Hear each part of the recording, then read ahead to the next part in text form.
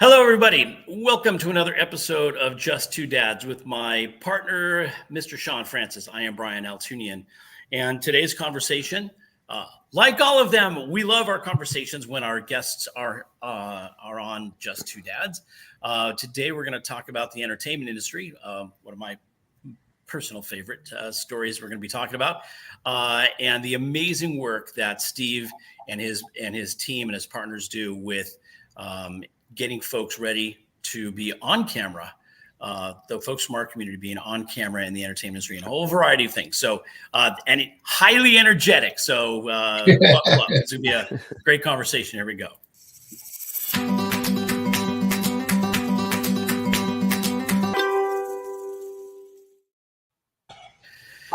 Hi, everybody. Welcome to another episode of Just Two Dads. I'm Brian Altunian, along with Sean Francis. And we are getting close to episode number 180. Is that right, Sean? We've started this about almost exactly 4 years ago. Yeah, we're getting there. Almost 4 years ago, Sean and I decided to have a conversation. We were just two dads of kids with some special needs issues. And we were just talking about things that come up for us as dads. And we have very long conversations. Neither of us are short-winded. So we thought, well, this would be good if we could actually meet some of the folks that are doing great things for our community, people that we had never encountered and thought would be of tremendous value. And today's no exception. And so we decided to put this together a few years ago, and now we're 184 years in and 180 episodes, and really excited. And we get more excited every episode that we do. So before we jump in today's episode with our special guest, I just want to say thank you if you're catching us live on Facebook. Feel free to throw a comment up. Some of these, we'll get them up on the screen. Some of them are just questions for our guest. I'm happy to bring you into the conversation. Hit, share with your friends and the links. See us after the fact, after the live event on YouTube or on our website at justtodadspodcast.com. Feel free to like and subscribe and, share and spread the word around so more people can see what we're doing. If you're catching us auditorily on podcast outlets, wherever you are, thanks for making us part of your listening day. And same with our friends and family down in the U.S. Virgin Islands on WSTX AM radio. Thank you for always being a part of this conversation. Other folks to thank really quickly, Billy Footwear, Adaptive Footwear. We've got a link on our show notes. Click on that link and additional 10%. The story about Billy Price, the founder, is fascinating. And, mother need is the mother of all invention. Is that what they say? And so his story about, some of the issues that he was dealing with in becoming a part of our special needs community via accident, and the things that he needed for himself. And then he turned that into a business that's incredibly profitable. So look at Billy Footwear for Adaptive Footwear. Lastly, we do a bi-weekly conversation with dads of kids in our community called The Den. It's free to join. We do a Zoom every other week, and it's a safe and friendly place for dads to get together and kind of talk about the issues that we encounter on a regular basis. So again, the link is on our on our show notes, and again, free to join and join us for an amazing Zoom conversation. There it is. We put it up on the screen because it's very long. I don't know why it's a very long URL. Anyways, without further ado, I think we thank Sean Hall in Hawaii for always supporting us in the work that we're doing. So thank you, Sean. Thanks to everybody for being a part of what we're doing. Without further ado, now we'll jump into it, and I need to say hello to my partner in crime, my partner in thrive, Mr. Sean Francis. How you doing, bud? I am doing well. But I'm really looking forward to today's show, especially because, and I'll make this really short. As you know, I've been honored to be a 2024 fellow with the organization known as Caring Across Generations, and we meet once a month in our program. And one of the exercises that we did yesterday got me to thinking, when you are a parent of a child with a diagnosis, first of all, in California, we're blessed with so many resources that other states just don't have when it comes to caregiving, period, where they're talking about a child with a diagnosis, an elderly individual, someone that's been injured, whatever the case may be.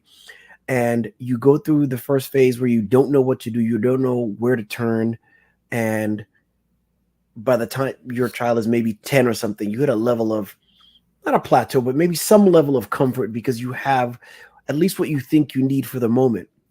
There's a reintroduction to worry, so to speak, when they approach teenage years and then finish high school. And as you know, our son Elijah turned 18 last month, or a month before last at this point. GC, it's almost been almost 2 months.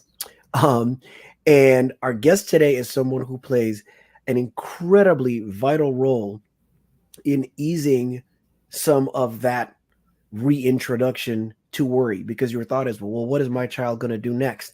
And we met when the amazing baseball team that my son is a part of had a game one Saturday. The coach and owner of the team came over and just says to me, "You've got to meet this guy and he's got to meet you." And within about 5 seconds, my thought was, you're absolutely right, because what he and his contingency do over at at their facility is they breed hope, is what they really do. And to take it, and if you've ever seen a film and you've seen someone with a disability on screen, just making you forget that they have a disability and shining a light on the abilities that we all have, that is what our guest does. And that is an immeasurable gift in terms of value. And so glad to have him there today. And please welcome Steve. This is the show. I'm continuing to look for words, and I'm sorry. So welcome Steve Niel to Just Two Dads. Welcome, Steve. Wow. Thanks for having me. I really appreciate it. First of all, let me describe myself. I am a 5'9", extremely white man. I'm talking like powder. The only sunblock that works for me is nighttime or an eclipse. I am in my early 50s. I'm chubby. I'm wearing a blue shirt, and I'm very happy to be. Oh, and my hair is kind of a yellowish white. It used to be red, and that's why I'm pale. Thanks for having me. Hilarious. This is going to be a fun conversation. We can tell already. It's going to be an amazing conversation. So, yeah. So that's great. So Sean, go ahead. I was just going to say, before we get into what we do, you've touched a little bit on, about who you are in a comical and effective way. But, when someone decides to do work, in our community and add value, especially if someone does that by choice and not circumstance, that's immeasurable. And most people that are heroes, one of the qualifications for being a hero is not thinking that you are one. And so there's your first qualification. You've got that met. And so we're here to tell you that you're obviously a hero, and all heroes have an origin from which their superpowers come from. So tell us a bit about you, who you are, how you arrived, and how that affected you. Because for people, who they are and where they were raised physically and literally, determines how they deal with the day of diagnosis if their child has a diagnosis. But if your child doesn't have a diagnosis and you've jumped into the fire with your weapons and everything, that is also determined by who and where you come from, figuratively and literally. So why don't we start with that? Copy that. Okay, so parents divorced when I was 2. Saw dad in summertime, lived with my grandmother lived with me. She was wheelchair bound since I was born. So a lot of taking care of her growing up and her living with us and her meeting her needs. She couldn't walk, very, twisted up here and there. Grew up. Where? What part? We started in Santa Rosa, California, and then we moved to the Keys in Florida for 5 years. So in 1972, I just got to say this, when the Dolphins went all the way, my stepdad had box seats, so I was there and I saw it. Anyway, wow. We were there for a couple of years, and then we moved back to Santa Rosa, and then grandma got her own spot. Growing up with red hair, you were the first one teased, and I grew up in a rough neighborhood called Indian Village, very poor, but we were happy. 3 Musketeers, we survived. We helped each other grow and learn. I was diagnosed with dyslexia and ADD when I was probably 8 or 10. And my mom said, and this is where I get my power from. My mom said, we're not putting you on medication. we're going to figure it out, because all the kids we knew that were on medication, they were not the same kids they were before they were on medication, at least the people that I knew. So I managed to grow and adapt and hone that into an ability that I call 360 hearing from my focus, which meant that if I'm in a room with 3 people in front, I'm talking, and there's 10 behind me, cognitively, I'm aware of every conversation going on, so I could jump into any conversation at any given time. That's where my humor started. And also my humor started with a lot of death in the family when I was really young. So comedy lent itself to taking that heat off the family and making them feel good. Grandma a lot of time in the hospital, so I would do shows behind the curtain, come out as, Tim Conway, the old man. And then, just grew up around that community, grew up with good people, picking fights with the bullies in school, captain of the football team. Nobody was a punk on the football team. We wouldn't allow them to pick on the special needs kids. And we made that very clear right off the bat when you got to high school. And that just carried on. And my outlook is karma. I got a lot of energy. You can see it. Good comes to good. If you want to be good and help people do it, it's going to come to you. If you want to be depressed, look, it's a lot easier to be depressed than it is to be happy all the time. So you got to put that work in. Went to live with my grandma for a year at 13. This is where more stuff came in. By myself, took a bus at 13 across town, go home for a couple hours, get back, take care of grandma. Then moved on, grew up, got into comedy, doing stand-up in Northern California with an amazing coach named Niel. He's the top comedy coach in the industry. Had an audition, had a chance to audition freely for In Living Color in the late 90s. Flew to LA with a sponsor, got a callback, got 2 callbacks, and then the show got canceled. But I got a bite for the bug. By circumstance, the place I was working for, an indoor soft playground, said, we need someone to move to LA, Burbank specifically, to find out who's embezzling money. We'll pay for your move. Holy crud. I want to get into comedy. I want to be in that business. We move. I find it. A couple years later, I land a couple of Dodge Durango commercials where I was a Dodge guy for like 2.5 years. Really got to know the entertainment industry inside and out. Did several commercials, a couple movies here and there, small parts.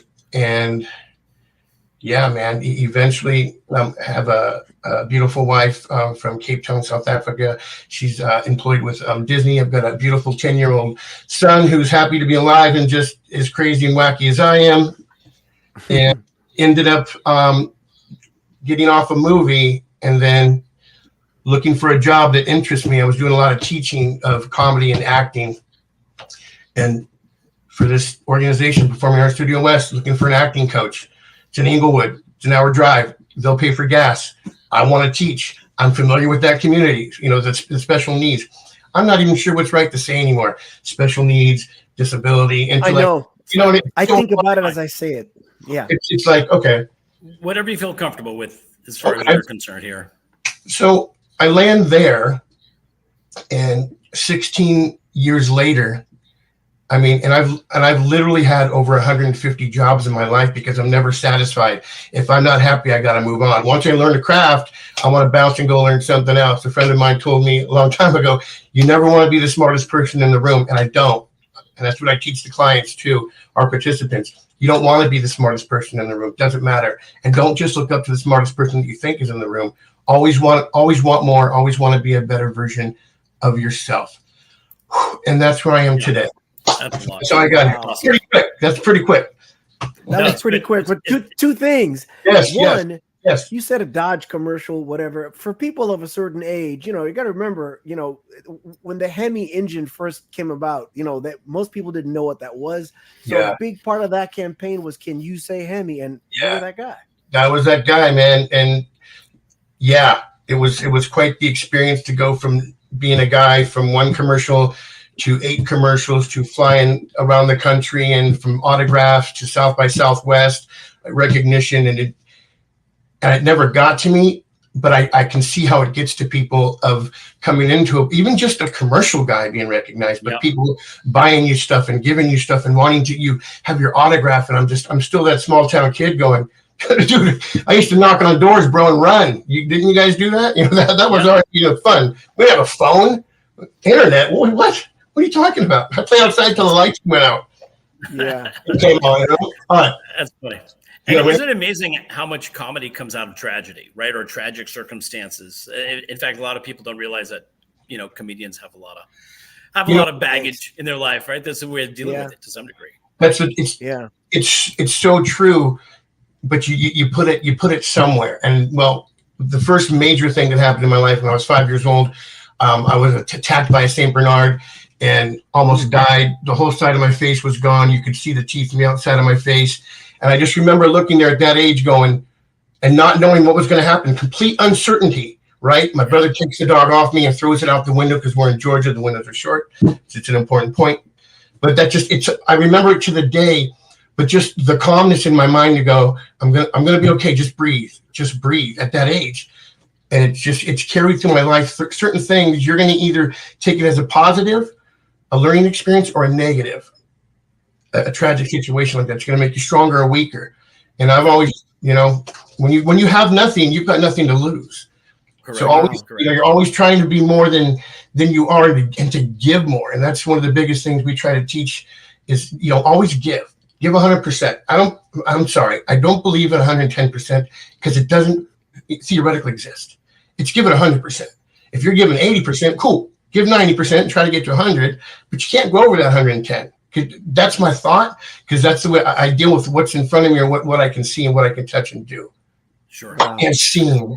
Oh God. Wow. I'm going to say, that was a scene. All right, cut. Let's print that, because you have presented us with a wonderful problem here in that you have, in 100 and almost 180 episodes in 4 years, we have never gone from the hero's arrival on Earth, discovering superpowers, and transitioning into their present work ever in a faster period of time. So that's another part of your power. So since we're going to touch on some of that, I want to share for those to see just a little bit of what it is that you guys do at Performing Arts Studio West. Yeah. Beautiful. Make the screen bigger, Sean. To the right. One more over. There you go. Lost.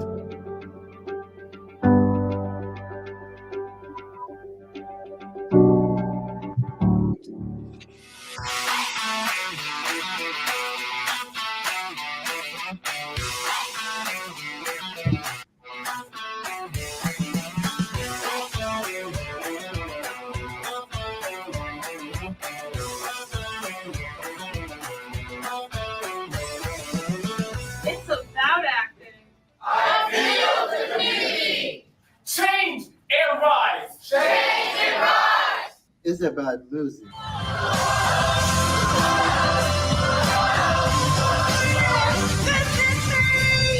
It's about dance. I've been walking with my face turned to the sun.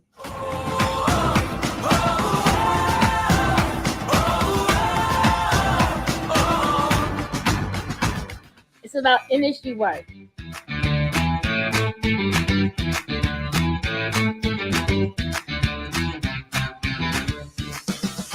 King Boy needs a bat. King Boy needs a bat. Can I watch King Boy? Mommy, you don't have to die tonight. I missed you, Tom. This is Tammy. Tammy this weekend. Oh, Larry. No, that's, please, Rodney. No, I get it. no, you don't. Yes, I do. No, you don't. Yes, I do. That's not the end. What about student loans? Yes, and I paid mine off this year. Then claim it. That interest is a huge write-off. This is one of our independent living classes. Students are working on bill paying and budgeting their money. Do you know who killed him? It's still under investigation. How did you know that Clark was murdered? Officer.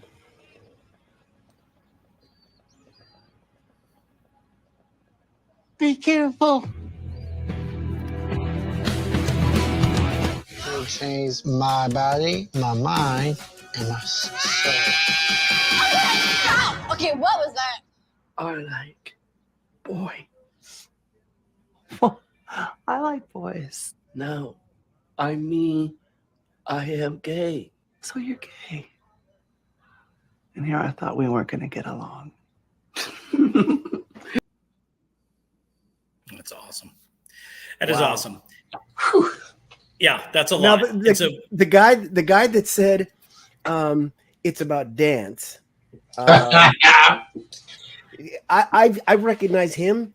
Matter of fact, the only person I recognize that is more recognizable than him was, and I can't even think of her name, was a neurotypical actress who everybody knows that her name now evades me because he's dominating my space. I've seen him in so many things. John Tucker. Yeah. The African, he says, "Don't call me African American." He says I'm black. I'm like, okay, fair enough. But yeah, him. He is. Yeah, he's a trip. He is who he is, and that's part of what we do where we're at. You're who you are. You're basically in the school of fame, music, acting, and dance, and we encourage you to be yourself. And for them, all of those guys to walk around and feel comfortable and confident is exactly what needs to be outside of that studio. And that's our push. Our push is to push our agenda, which is to show the normality of what's out there. I mean, you know what I mean? 3 out of 5 people have some form of disability or have special needs, period. So yeah, man, that's great. And I think historically, and this has been a conversation about the entertainment industry for many, many, many years, is that you generally have a neurotypical person playing a person with some sort of disability.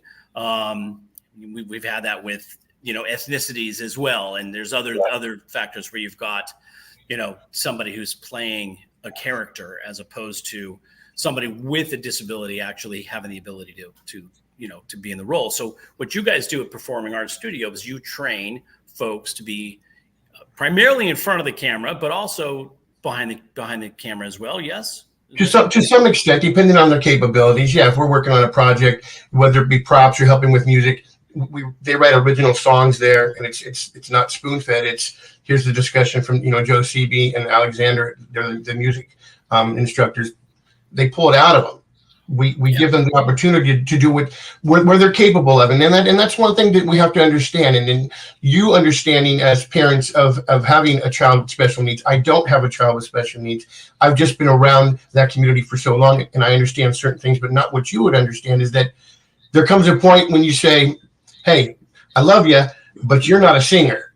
You know what I mean? Maybe you feel me, right? Well, here's the deal: if everyone's going to get a trophy, then everyone's going to expect that everything is the same thing. And it's, for me, my personal thing is it doesn't work like that sometimes. There's other ways to encourage and to be there and to high five, but our thing is to treat people how they should be treated and how they want to be treated.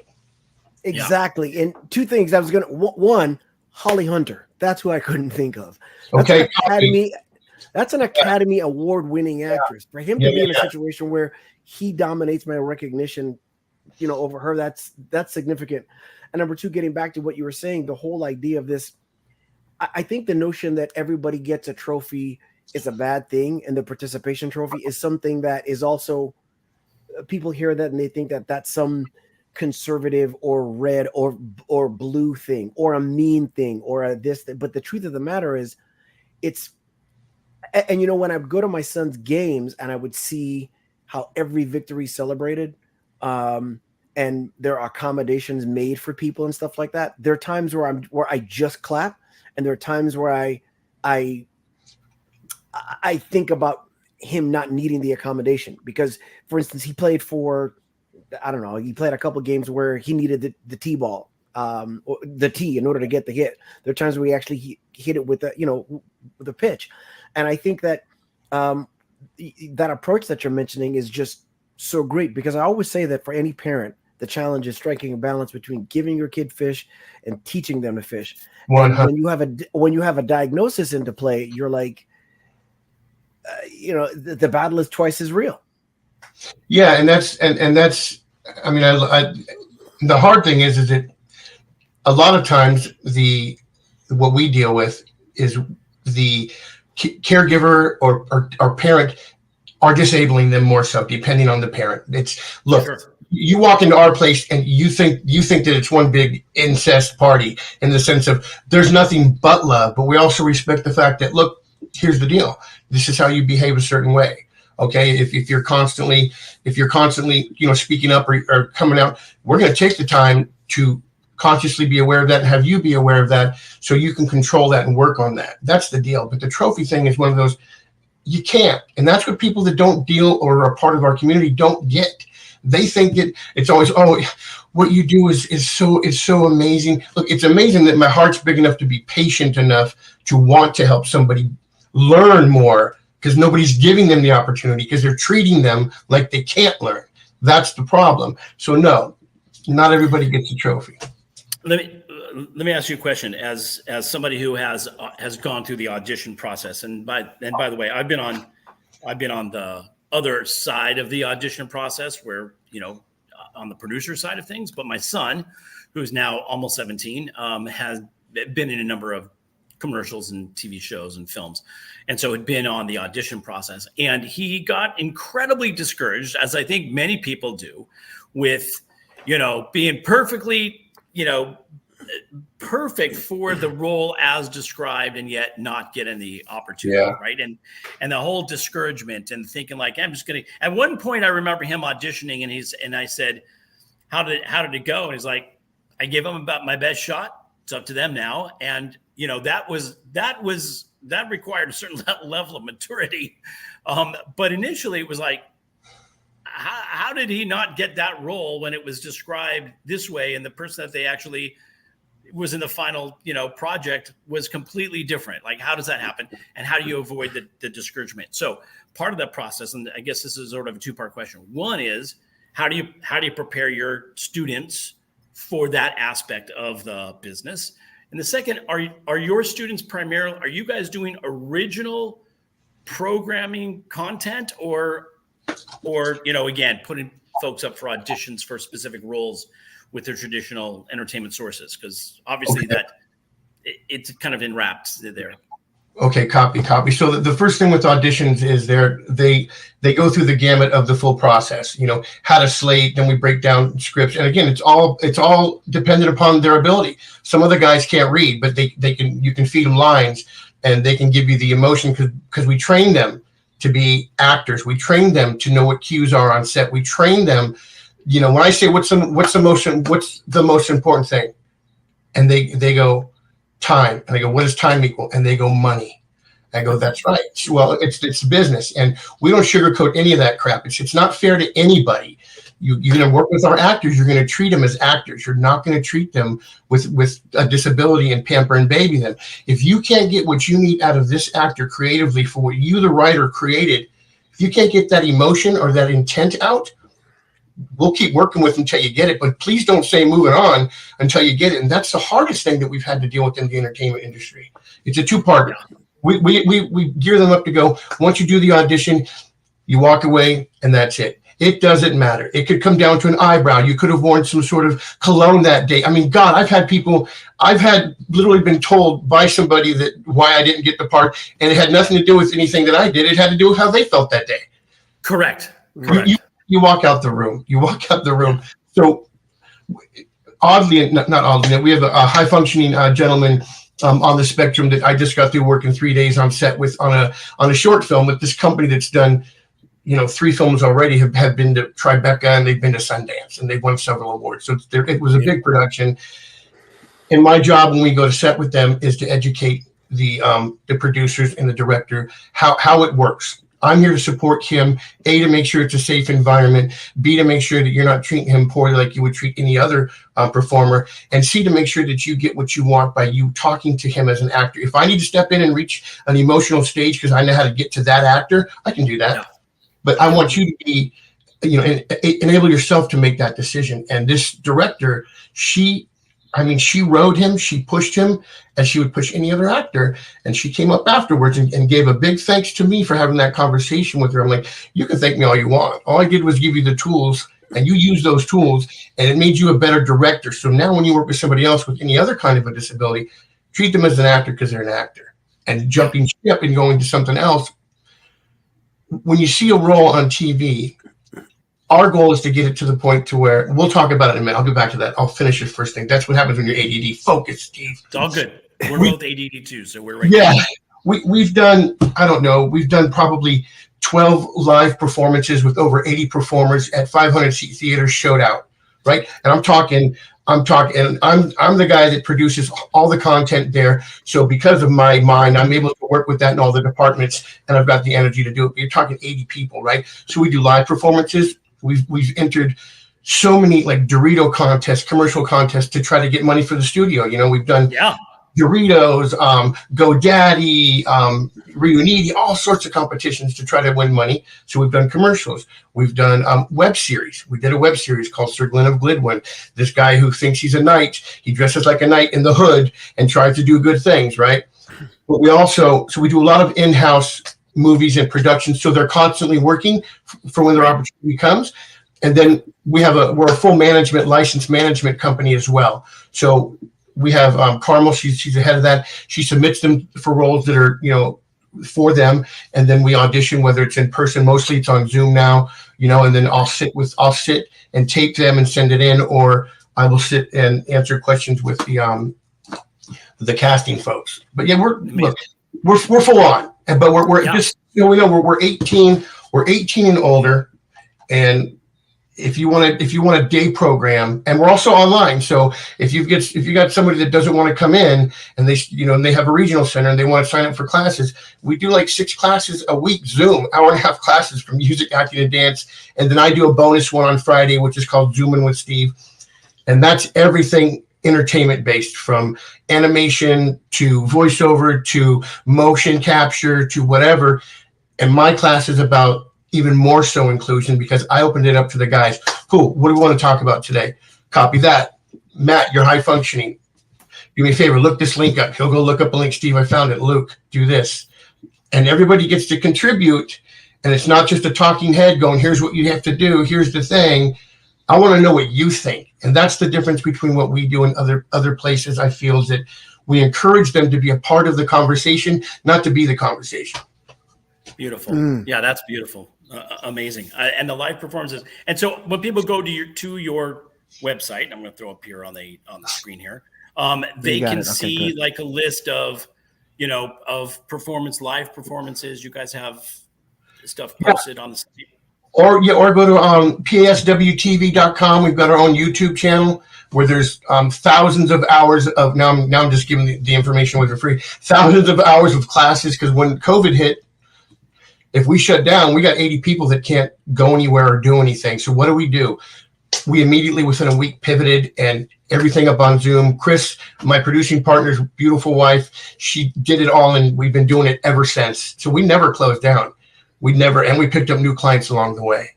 So love it. PASW TV, go there, and you've got thousands of classes, and you've got so many of our original content that we've done, and just massive performances. Yeah.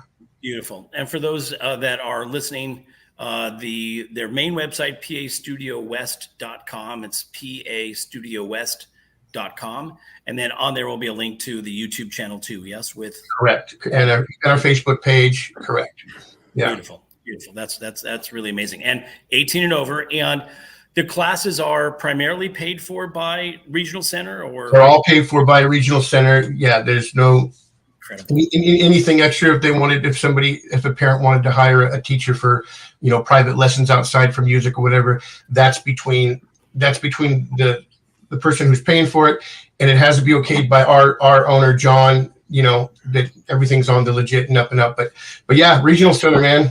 Regional Centers, your heroes. You go see them and ask them about what they have. There's not another facility like ours. Right now we're in production for the movie that they're shooting, this Motown movie.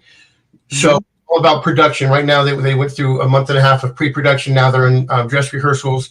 So we're not doing solid. We do dance classes, but everything else is production, and everyone's involved with it, right? So they're either in the recording studio doing voice work for the music, or they're acting in the acting space, rehearsing for the roles coming up. So there's constant movement, man.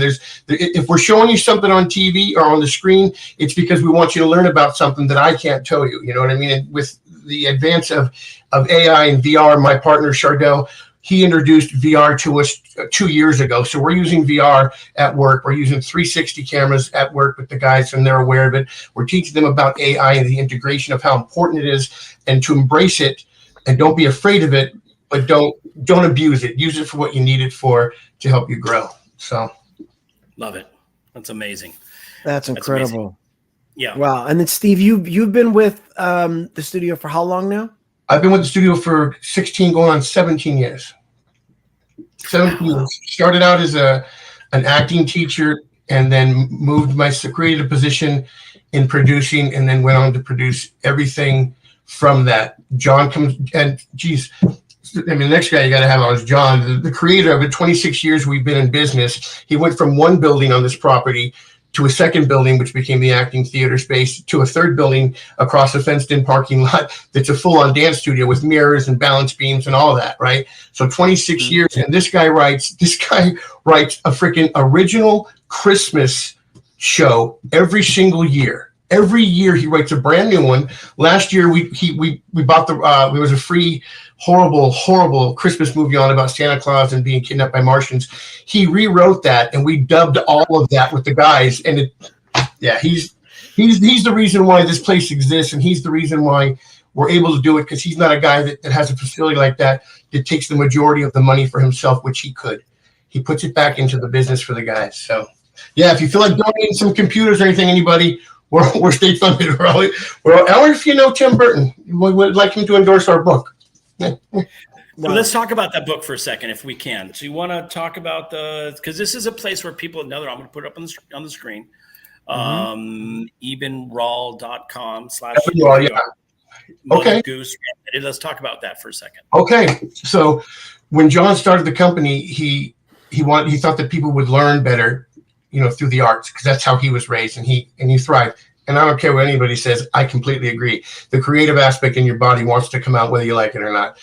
So and then this is the crazy part. 10 years ago, he got an idea. I want to see if I can get these guys to be able to pose, to be able to be in front of the camera for maybe some print work. Why not? So he came up with an idea for Mother Goose Reanimated, which are basically 12 Mother Goose rhymes reimagined that are completely effed up. They're twisted. They're crazy. And what it does is, what it ended up happening was, we had a guy, Raymond, who was on the spectrum, constantly in motion and constantly verbal. And we were able to, because he did the work, but because we gave him the opportunity, he was able to sit still for 20 minutes at a time by giving him this opportunity to get pictures of him. And he's in the book. And the amount of confidence that came from him from that, he lost his own mind. He couldn't believe it. And that's what this book started out as. And then we got celebrity involvement to be a part of the artwork for it. And then I started saying we need to come up with some ideas for live action, because we need to keep the younger people involved that want to get involved with this, kind of thing that we're doing. And I think that live action would help them want to get involved and be a part of it and like the book. And then when you look at the finished pieces of artwork, you've got this beautiful picture of people with disabilities and without disabilities. That's the bottom line. But it's not about that. You're looking at it going, wow, that's one hell of a beautiful piece of work. That's the point. And then once we're done with this book, and we're going to Comic-Con LA this October, once we're done, we've got ready to pitch it as, we want to pitch it as a series. We don't want to sell it. We want to have ownership of it, so we could say, let's partner with somebody. And at the end of the day, we want every episode or every movie to contain a certain percentage of people with disabilities or special needs. Now, I'm not talking saying I need a guy who's on the spectrum, or I need somebody who's got Down syndrome. I'm talking about, hey, I need somebody to play this hotel clerk. Well, hell, they just happen to be on the spectrum. It doesn't matter. We can't wait for the industry. And you know the industry, Brian. People have been talking for years, and I've seen it for 30 flipping years. Oh, we're inclusive, and we want to do this, and we have this department. Well, you know what you're doing? You're checking off boxes. You know you have to check certain boxes, and you're not giving the opportunities. And when you do, you flash through it, man. All of a sudden you see somebody who's Asian, somebody who's African-American, somebody who's from an indigenous tribe, and then you see someone with a wheelchair. Oh, that's all your boxes. Yeah. Right. We're not waiting for it. John's mission since he started is to push that narrative and to make it happen, because we learned a long time ago, man, it's not going to happen in my lifetime unless we make it happen. So, yeah, we're very excited about this book. It's been 10 years because, again, we're state funded, and 10 years to make it, and we're finally at the end stage to where we're going to hit up Tim Burton's people to see if he'll look at it and hopefully write a forward for it. And then, man, we hope it's going to be big and inspire other people with special needs to go, holy crud, man, I can do that. I could be in a picture. I could do this or that. That's a give. That's a reward. Because when people see it, that they come in to tour the studios to see if they want to go there. Oh my God, that guy's like me. This gentleman came in with Down syndrome. He's like, oh my, he recognized. Oh my God, she's like me. Yeah, she is like you, bro. This whole place is. How did awesome. you? I got a question for you. If you're there and you see somebody, you see that take place. Yeah. Oh my God, he's like me. Put into words what that's. See, I can't even get the words. Just yeah. What's that like? It's an epiphany to go. You've seen their whole life be treated a certain way, and most of the time not even been seen. That's the problem. They don't look. They don't look at our community. They're afraid of our community. They don't know. But when you see some guy like that, see himself in that, you can't explain it. You try to keep your crap together. You don't want to cry in front of them, but you're crying on the inside because you're going, we just made this guy's freaking day. He gets Life. it. Yeah. And you're right. It's life changing. And then when they come to the studio, we assess where they're at. And we get guys that come in sometimes that are completely nonverbal, man, but they hit it off with one of the right teachers, or they get to a certain point and suddenly they're alive and they've been woken up. They've been dormant for so long, but because you're treated like you should be treated like a regular person, because you're regular, you just got things different than we got. That's the difference of what we do. That's what makes this facility so special, that we want to just make it as big as possible. And for God's sakes, they should have one of these in every community around the world. But it's not only the clients. If you didn't have staff that we have that care, that are trained in the entertainment, that get it, that realize we're not here to just baby people. Do I get 1,000 hugs a day? Hell yeah. Am I selfish and take them? Damn right I do. But it's the fact that we encourage them. We want you to do it. It's hard for you. You've got a stutter. Cool. Let's work on that. Take a breath. Let's do our breath work. Let's get to where we need to be. Okay, you got to constantly move your foot. Well, you can't for this scene, brother. So hold your hand on your leg for a minute, right? Take a breath. Let's get to it. And they learn because they want to learn, and they're given the opportunity. That's what? It's like when we started the show, we were dumb enough to think that we were starting a show to shine a light on people that were helping the special needs community, and after we realized that's not what's taking place here. You're not helping people with disabilities get jobs. You're not helping people simply. That's not what any of this is all about. What all of this is about is that which is the most important thing on the planet and in life, which is letting people be seen, be heard, and letting them know that they matter. Because there's so many people passing us literally and figuratively every day in life that have no idea that anybody even sees them, and not everybody that feels unseen or unheard is on the verge of suicide. Some people are just muddling through. So the most valuable thing we can ever do is to just let somebody know, hey, I see you, or I'm clearing the glass because I'm trying to see you. There's value in that. That's what everything is about. Anybody that's thinking about a business, a product, a service, a day, a breath, a life, anything that you're going to do, just make it your business to try and see other people, and you'd be surprised how many people see you. Yeah, very well said. Yeah, it's emotional, man. Are there plans, Steve, to go beyond, Inglewood, California, and do PSA and other, PAS in other areas? Everything is on the table. I mean, to have a larger facility, to have these all over again, it doesn't just come down to the special needs community. It can't exist unless you've got teachers like us. I'm not getting rich. I'm doing something that's selfishly feeding me to help better other people by learning more from myself. Because look, I got problems too. We all got problems, right?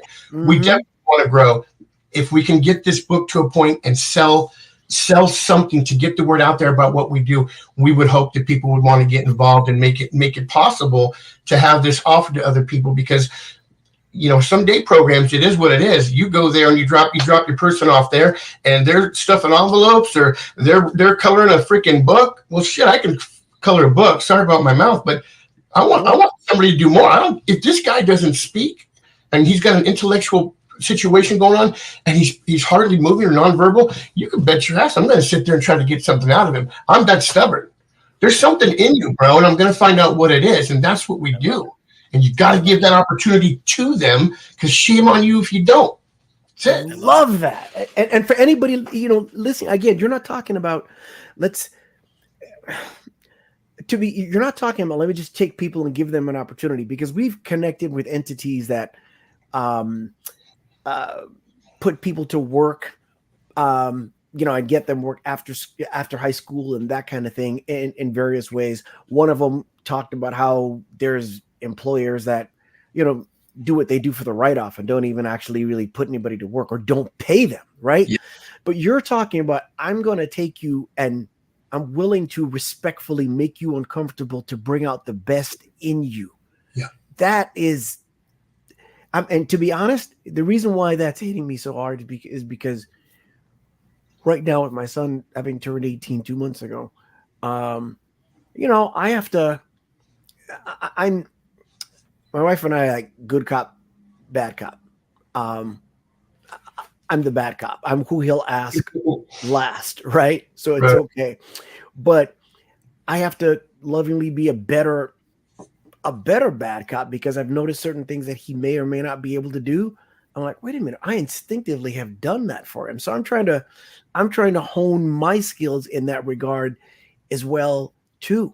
So to see somebody that make someone, and this goes back to the stuff that Brad and I talk about when it comes to financial services. We help people plan for a time when they exist only in memory, that kind of stuff, whether you're talking about wills, trust, life insurance, all of that, yada, yada. But no matter how many vehicles you have in place for someone's future,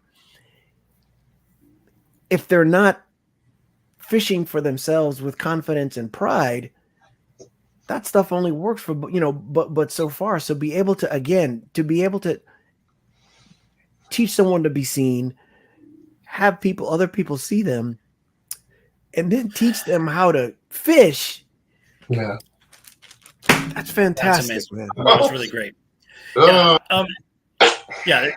So Steve, so obviously people can go and make a contribution. We've got some friends in the industry that we're going to introduce you to. We'll talk about it off when we, after we end this episode, because we have people who will be able to make a difference, I think, with what you're doing as well. And when it comes to expansion and all that other stuff, again, there are private classes, but primarily you're funded by regional centers. So yeah, very slim or private. That's a 1 in 1,000. It's all regional center. The one thing that we really don't do is we don't deal with any kind of violent issues. We need it to be a safe environment, so they're vetted. Now, if somebody has a situation they want to take classes that have those issues online, that's fine. Sorry, go ahead. So I was going to ask you, so is Performing Arts Studio a nonprofit organization or for-profit? We're a nonprofit affiliated. So meaning that, no, we're nonprofit ourselves, but we're affiliated with a company from the Heart Productions that is. So if somebody wanted to make a big donation, we could do it through them. Because at the end of the day, John's going to have to sell it, and he wouldn't be able to sell a nonprofit like that. Got it. The reason I'm asking is obviously if people are making contributions via, donation, is it? Is it a write-off? Yeah. It's a write-off, definitely. Yeah, 100%. beautiful. Yeah, that's beautiful. I think the work that you guys are doing is amazing, and I've been, in Southern California my entire life, and I've been in the industry, and this is the first that I've heard of what you're doing. Again, it's one of the reasons why I love doing this podcast, is because we get introduced to folks who are even in our own backyard and we don't even know much about it. And so it makes us also feel that, that there are probably an infinite number of folks we haven't yet encountered that are doing amazing things as well, and going to continue the search. And so this has been amazing, and you have phenomenal energy, and we could talk to you for days, but we only have an hour. And so we have to kind of curtail it a little bit. So we're going to ask you this one question, but this has been fascinating, and I love the work that you're doing, and we're going to talk about more involvement. But this is, I'm going to have Sean ask you this question, and then Steve, maybe we'll have you back on for another another conversation. Not a maybe, a definite. And I have to say, just I want to thank you in advance again, because the expectations for the energy exchange here today has been exceeded. I can't wait for everybody else to see the show after the fact when it's on all the other platforms. So this is the portion of the show where we ask the following question with context. Our ability to change the world. We're talking about making a difference. So our ability to change the world is based on our willingness to change ourselves, no matter how great or little. So with that in mind, give us just one example of a thought or a belief that you once believed strongly, but now no longer believe to be true. I once believed strongly that you could only get somebody to a certain point cognitively, and now I believe it from working where I'm at. Does that make sense? To put the work in, I've never had the time to spend with people like I spend at my job. So there was a time when I would come across people with special needs and try to get something out or try to push, and nothing. And I thought, okay, well, this is just where they're at. They can't go any further. That's bull. There's always something there. There's always something you can get. You just got to know how to get it. If the window's locked, go through the door. If the door's locked, go into the house. It's beautiful. I love that. That's beautiful. Sean, are you all right? Did you lock up there, or you're just stunned? I love this guest. I love this question. This is the best this. This is the best that. You say that all the time.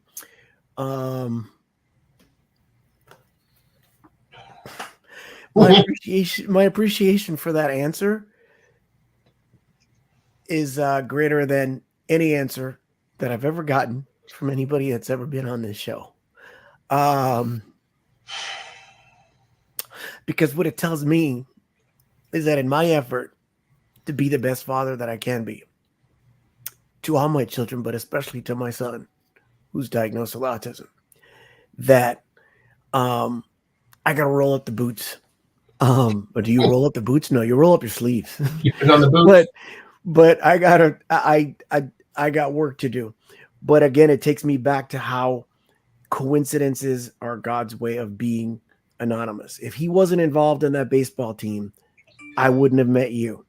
The things that I've gotten out of him being in that baseball team and him now asking about basketball and asking about all these different things that he did not have an interest in before.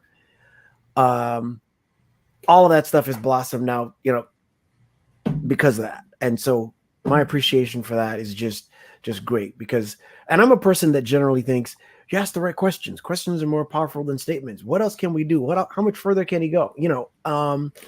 And so it's just my gratitude eternal. Thank you. Thanks for having me. I appreciate it. You made me cry several times. I'm emotional. I believe it. If I didn't believe so much in our community and what we do, shit, man, I'd be living somewhere else. This is supposed to be. Yeah, I totally agree. And you are in the right place, Steve. So not that you need validation from us, but you definitely are in the right place. And so we're grateful to have had you on here. So thank you, again for being here. And for everybody who's watching or who have watched this or listening, thank you for tuning in. Catch this episode and other episodes on our new website at just2dadspodcast.com. You can also catch us up on YouTube. We are just two dads. We'll put it up. We'll put the link up on it. Go to our website. That's just the best way to find our videos. And thanks again for folks listening in, and to Sean Hall out in Hawaii for always taking care of us. And this is amazing. I always say at the end of every podcast, empathy and love is always the key. Right? Understanding somebody's situation and having some empathy for what they are going through, whether it's personally or even as a parent or a sibling or a caregiver. Have some empathy for their situation before you jump to judgment, and because you never know the story that somebody else is dealing with. And if you look through the world, at the world through lenses of love, it just makes the world a better place. And I think today's guest, Steve Niel, as obviously operates through the lens of love, that's just obvious. You could take your energy and your experience and your knowledge, and you could be on your merry way, but you've taken that and applied it in a way that is changing the world for so many people. And we're grateful to have had you on here. So thank you so much for being here. Thank and you. I'll throw it to Sean to close us out, but that was amazing, Steve. Thank you. Thank you. Yeah. Thanks again for exceeding what was, what were already high expectations. Just a great time spent here today. And again, to everyone within the sound of my voice, just remember that everybody wants to be seen. Everybody wants to be seen. Everybody wants to be heard. They just want to be understood. When we leave this planet, we want to know that we mattered, that we made a difference. Questions are more powerful than statements. Let's try and be a little more childlike and less childish. And don't ever tire in the effort of raising your consciousness. Just try and step in somebody else's shoes just for a little tiny bit. It makes your neighborhood better, your city, your country, your town, and the world. So if you can hear this, thank you so much, and we love you. We love you. Thanks, everybody. Thanks, guys. Love you guys.